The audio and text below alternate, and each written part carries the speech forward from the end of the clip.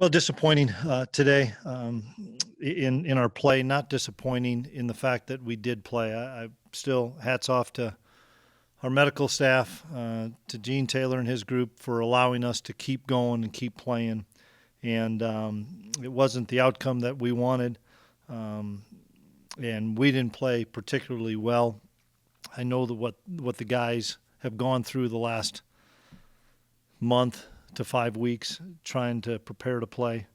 And we can't make excuses. The guys that played, we're counting on to play and have success and make plays when they have the opportunities. And um, I said to the guys in the locker room, this is the kind of adversity we're going to face all year, not knowing who's going to be in, knowing who's going to be out. But that's reality. That's the hand we're dealt, and you have to be prepared to tee it up and play.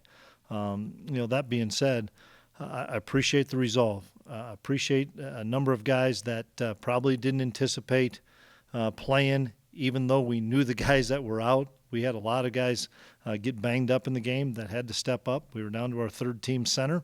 I thought Hayden Gillum did a great job. Down to our third team safety, I thought Ryan Hennington did a great job.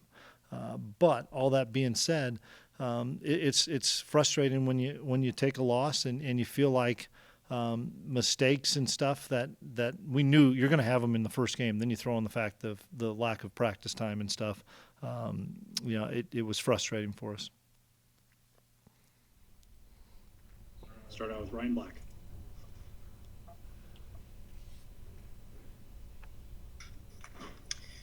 Hey, Chris, I guess my first question just would be when you look back on it, just in this immediacy of it, was there anything you guys could have done differently defending Adams, or was he just too good today? I thought he was too good today. A couple times we didn't have we had our back to the football and didn't turn back and make a play. And then, two of the touchdowns he had, we had good vision on him, and he went over the top of us and made a play. And then the last play, we were trying to double him, and we kind of fell off of coverage, and can't do that against a really good player. And give that kid credit. He's a phenomenal player, and we need to be better. And then just, I know it's very quick here, but do you have any early updates on Wayne Jones? He was moving his extremities, which I was really, really pleased with when I was out there. I don't know quite where all the injury was, but they were more concerned with head, neck, back, those things. But he had feeling in his hands, had feeling in his toes and feet. So saying prayers for Wayne. He's one of my favorite guys. Just absolutely love him and the player and person he is, and hopefully he'll be okay. Ellis. Hey, Chris, the offense just seemed to be a little out of sync all day. What would you attribute that to? A variety of things, Kellis. We didn't block well enough up front is the first thing. I think everybody could see after the play at about the 2-yard line where Skyler got hit, he struggled to move around after that. It wasn't a severe injury. Obviously, he was able to play, but he didn't have the same mobility as he typically does. Once again, we have to make plays. I know there's some receivers that aren't out there, but the guys that are out there, we have to make plays. And we had a couple of opportunities to make big plays, and we didn't. And that's what it comes down to. The bottom line is whether it's their wide receiver going up and catching 50-50 balls or us making a play anywhere, we have to make more plays, and we just didn't do that today. They also had some success with trick plays. When that happens as a coach, how do you react? What do you tell the guys? Well, frustrating on the second one because we called it out and actually had a really good call and didn't make the play. The first one, inexperience, I'll just say that. Inexperience in the secondary was the first one. Scott Bridgen. Yeah. Hey, Chris, what were the growing pains that the offensive line suffered during this first game, and how can it become better in week 2? Well, it has to be better as a whole. We didn't win the line of scrimmage.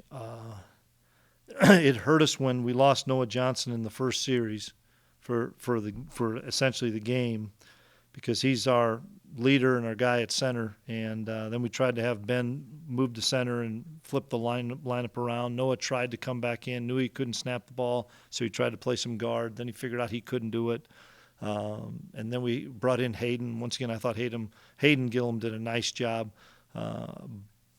But we just didn't move them. Bottom line, we just didn't block well enough. We didn't communicate well enough. And for us to be successful, we have to play better up front. And those guys know that. And that's, I mean, hey, and once again, we're not pointing any fingers. It's not just the O-line. We every position has to play better. John Kurtz. Yeah, Chris, you mentioned Skylar getting dinged up a little bit. Was that why we saw Will Howard come into the game for a couple snaps there? It was. I asked Mess and Colin, because the kid was trying to fight through it, and I said, hey, and we had so many quarterback run things scheduled to be run, and Skylar couldn't do it, so we just weren't calling them, and they were teeing off on us. And I asked him, I said, hey, let's just put Will in, give Skylar a little bit of a rest. I didn't mind seeing Will. I just want to see him anyway.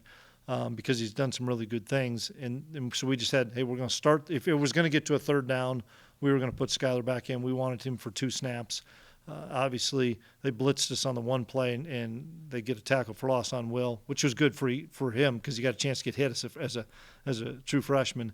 But then he threw a rope to Jackson Dean on the next play, which I was excited to see for him because, for a young player like that to come in a college game and say, I got smacked the first play, and I could stand in there and take and throw the ball and make a good play. I was really happy for that. And then, Skylar started to get a little bit loosened up, and so make no mistake, Skylar's the quarterback and he's the guy. We just wanted to see Will try to get Skylar stretched out and get him healthy. And how much of a bright spot was Deuce Vaughn today for you offensively?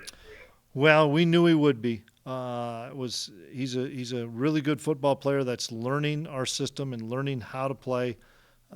Love his mentality, how he attacks every day when he comes out there. We were going to find ways to get him the football, and so I was really pleased with Deuce. Everybody can see why when the kid's in the game, everybody's kind of excited, like, ooh, there's something special that could happen. These last two here, starting with Nick Jacobs. Chris, for you, regardless of the result, what did it mean to you to be able to be out there on the football field today, given everything that's happened the past 4 months? I've been reflecting on that pretty much all week, and I was nervous up until 4:30 or 5 o'clock on Friday that we would even be playing this game, and that's unfortunate that we're in that situation, but everybody's in that situation, and so I was excited for the guys. There's just a lot of stress, a lot of anxiety on the guys of, are we going to play, are we going to play? And unfortunately, that's going to happen on a week-to-week basis. You're going to see more cancellations, unfortunately, until we can get this spread under control. But just the kids to have the opportunity when a lot of other people aren't. And that's what I also told them, guys, be blessed we had the opportunity. Be thankful for the people that gave us this opportunity. And I thought our fans were phenomenal. And we will be better. I know we'll be a better football team as the season goes on. I'm not happy with the performance today. None of our guys are. But I'm also smart enough to realize that it was going to be sloppy. No way it's not. We missed so much time and so many workouts and so much. But all that being said, you have the opportunity to play. You need to be able to perform. Last one, Derek Young. Yeah, Coach, you lost Jaron McPherson early as well. Is there an update on him? I'm sorry, I missed your question. I said you guys also lost Jaron McPherson this year, or early in the game. Is there an update on him? No, Jaron had been battling some things and tried to play, and then his backup was unavailable today.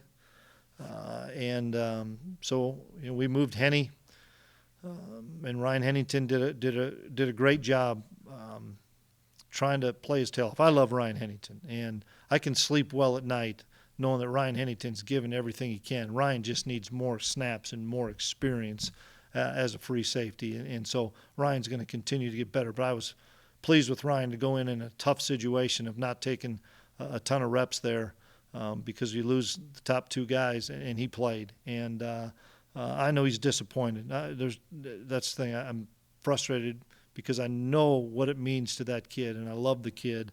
I thought Henny battled his tail off.